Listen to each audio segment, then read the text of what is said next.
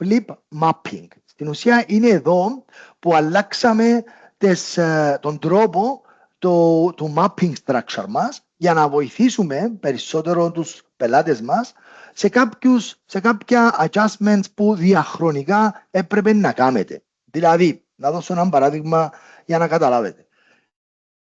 Όταν περνούσατε έναν TP μέσα στο πρόγραμμα για έναν πελάτη, υπήρχε ένας λογαριασμός, όπως για παράδειγμα οι receivables, οι οποίοι είχαν πιστωτικό υπόλοιπο. Ή για παράδειγμα ένα shareholder που ήταν πιστωτικό το υπόλοιπο του. Πέρσι το υπόλοιπο του shareholder ήταν χρεωστικό. Την επόμενη χρονιά μπορεί να αλλάξει πάλι. Άρα εσείς τι έπρεπε να κάνετε? Έπρεπε να πάτε να κάνετε reclassification. Να πάτε δηλαδή στα adjusting entries, να βρείτε το συγκεκριμένο, να κάνετε έναν καινούργιο adjusting entry, να κάνετε το reclassification, να πάρετε από τη μια κατηγορία στην άλλη κατηγορία. Από τα assets στα liabilities και από τα liabilities στα assets. Εμείς τώρα έχουμε κάνει το εξής. Έχουμε χρησιμοποιήσει το functionality του προγράμματος που ονομάζεται Map Number Flip, ούτως ώστε το πρόγραμμα να καταλαβαίνει πότε κάτι πρέπει να πάει είτε στα assets είτε στα liabilities. Υπάρχουν δύο τρόποι να δημιουργηθούν αυτά τα flip accounts. Εμείς έχουμε χρησιμοποιήσει και τους δύο τους τρόπους. Δηλαδή, ένα παράδειγμα. Όταν έχουμε ένα σύνολο από χρεώστες, δηλαδή έχουμε 10 χρεώστες, οι 9 από αυτούς έχουν χρεωστικά υπόλοιπα και ένας από αυτούς έχει πιστωτικό υπόλοιπο. Δώσαμε του προγράμματος την επιλογή όταν καταλάβει ότι αυτός ο χρεώστης έχει πιστωτικό υπόλοιπο να τον μεταφέρει στην πίστοση. Άρα να μπορεί να βρει το corresponding account και να το μεταφέρει στην πίστοση. Αυτή η επιλογή είναι το individual map number. Να σας δείξω λίγο που μπορεί να το δείτε.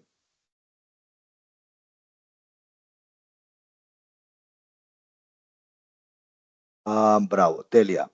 Πριν σας δείξω, θέλω να δούμε επίσης και κάτι που πρέπει να κάνετε στους υπολογιστές σας, δηλαδή στα caseware σας, εδώ στο trial balance, το οποίο θα σας βοηθήσει αρκετά και είναι κάτι που θέλουμε να το δείτε να γίνεται, ενώ και στο support που θα μας καλείτε. Εδώ στα διάφορες επιλογές που υπάρχουν για τις διάφορες πληροφορίες που πρέπει να βλέπετε, καλό θα ήταν να έχετε εδώ τις πληροφορίες μόνο αυτά που θέλετε να βλέπετε. Δηλαδή, πώς μπορούμε να κάνουμε customize αυτόν το trial balance που ονομάζουμε working trial balance εμείς. Βλέπετε ότι υπάρχουν κάποιες στήλες που δεν τις χρειάζομαι. Για παράδειγμα, tax export code. Δεξί κλικ και θα του πω hide tax export code. Μετά θα βρω άλλες στήλες που δεν θέλω να εμφανίζονται.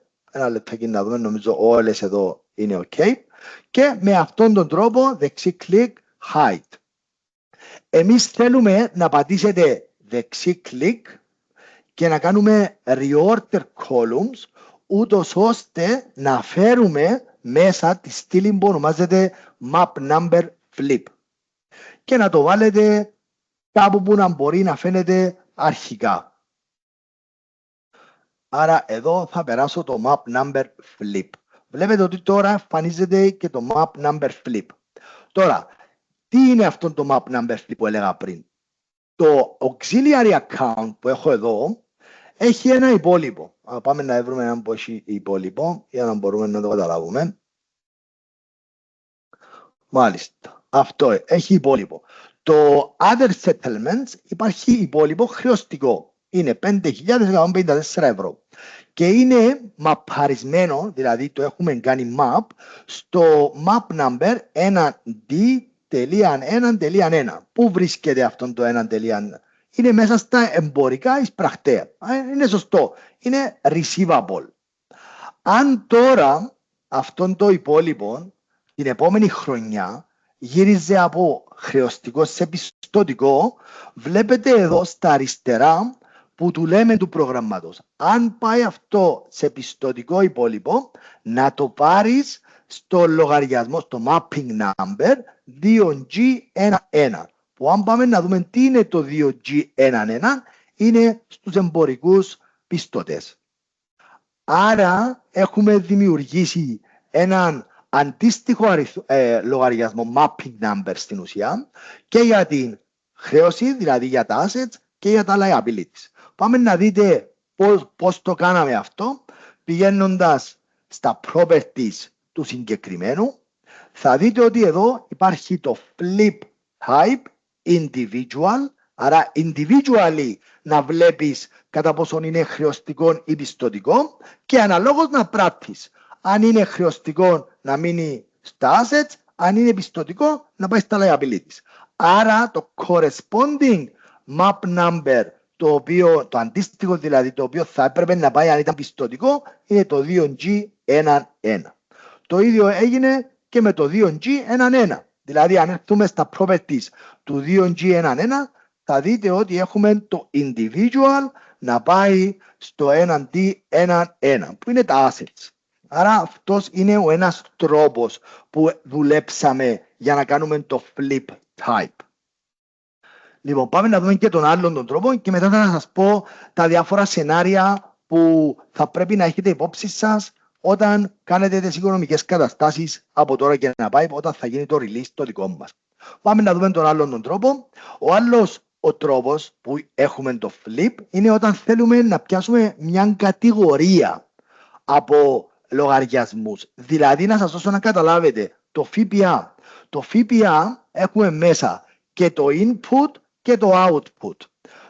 Άρα στο ΦΠΑ αλλάξαμε το flip type ούτως ώστε το υπόλοιπο του συνόλου των λογαριασμών που αποτελούν το ΦΠΑ να μπορεί να πηγαίνει είτε στα assets είτε στα liabilities. Ένα λεπτάκι να βρούμε το ΦΠΑ.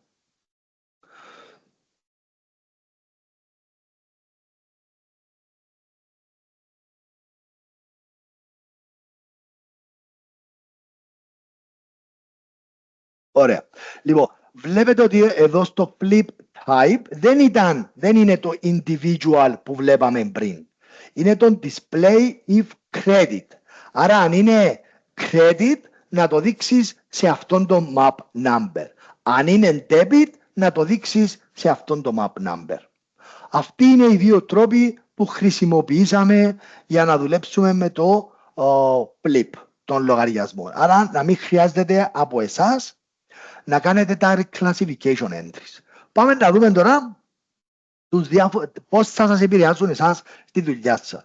Λοιπόν, όταν εσείς ξεκινήσατε έναν πελάτη και το δουλέψατε τα financial statements με αυτόν το mapping structure που έχετε αυτή τη στιγμή, που δεν έχει μέσα δηλαδή τα flip, δεν υπάρχουν μέσα, θα μπορέσετε να τον τελειώσετε το συγκεκριμένο τις οικονομικές καταστάσεις και θα μπορείτε να φέρετε μέσα την IR4. Να κάνετε δηλαδή file, copy component, να έρθει μέσα η IR4 σας και να μην φέρετε τα καινούργια τα mapping structure μας. Επειδή συνηθίζεται πάντα να έρχονται μέσα τα mapping structures. Σε αυτήν την περίπτωση δεν θα τα φέρετε μέσα τα mapping structures. Τώρα, αν είσαστε στα αρχικά στάδια της ετοιμασίας των οικονομικών καταστάσεων, εκείνο που λέμε εμείς είναι κάνετε με το καινούργιο το update του template, θα κάνετε file, copy component, copy into this file, να φέρετε μέσα το information store όπως το φέρνετε συνήθως και επίσης δεν πρέπει να ξεχάνετε τα groupings τα οποία πρέπει να είναι επιλεγμένα και κάτι που είναι πολύ σημαντικό σε αυτήν τη φάση είναι εδώ στα options να είναι επιλεγμένο το autofill account properties using mapping properties. Αυτό είναι πολύ σημαντικό να το έχετε επιλεγμένο για να μπορεί να δουλέψει σωστά το mapping σας. Άρα, φέρνοντας τα όλα αυτά μέσα, εννοείται και την IR4, μπορείτε να κάνετε την ετοιμασία των οικονομικών καταστάσεων σας χωρίς κανένα πρόβλημα. Δεν θα δημιουργήσει, δεν θα δείτε κάτι εσείς δηλαδή που θα σας δημιουργήσει πρόβλημα. Τώρα, η IR4 την έχουμε ρυθμίσει με και με τους δύο τρόπους του mapping number. Δηλαδή, έχουμε δημιουργήσει την IR4 με το ρασινό των τρόπων που δουλεύουν τα mapping structure μας, χωρίς δηλαδή το flip, και έχουμε δημιουργήσει και την IR4 η οποία έχει μέσα το flip. Εσείς, όταν ανοίξετε την IR4, από μόνη της η IR4 καταλαβαίνει τι mapping structure έχετε μέσα και μπορεί να το ξέρει αυτό το πράγμα, αλλά αν θέλετε να το σιγουρέψετε, μπορείτε να πάτε εδώ στα options, financial statement version, και είναι after 2025-03-01, που το after που βάλαμε εδώ είναι στην ουσία το version του template που κάναμε release. Στον υπολογιστή μου έχω και τα δύο versions, απλά για να δείτε. Εδώ είναι το 2025-03-01, άρα εδώ στην ουσία λέει η IR4 ότι είναι αυτά που είναι μετά από το 2025-03-01, άρα δεν είναι για αυτό που μιλά για το updated financial statements που θα κάνουμε release σε λίγες μέρες. Στην ουσία περιμένουμε να γίνει release η IR4 για να μπορέσουμε και εμείς να κάνουμε release την IR4 και τα καινούργια mapping numbers flip.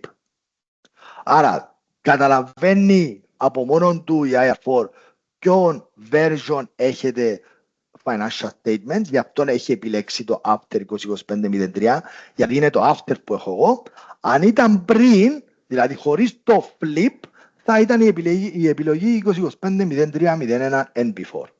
Εκείνο που πρέπει να ξέρετε εσείς, σαν users, είναι ότι εάν έχω τελειώσει τα financial statement μου και θέλω να κάνω μόνο την IR4, τότε δεν θα φέρετε μέσα τα mapping structures, τα καινούργια. Θα φέρετε μόνο την IR4 και το information store εννοείται, και από μόνο του το πρόγραμμα θα καταλάβει το mapping structure που υπάρχει και η IR4 σας δεν θα έχει πρόβλημα.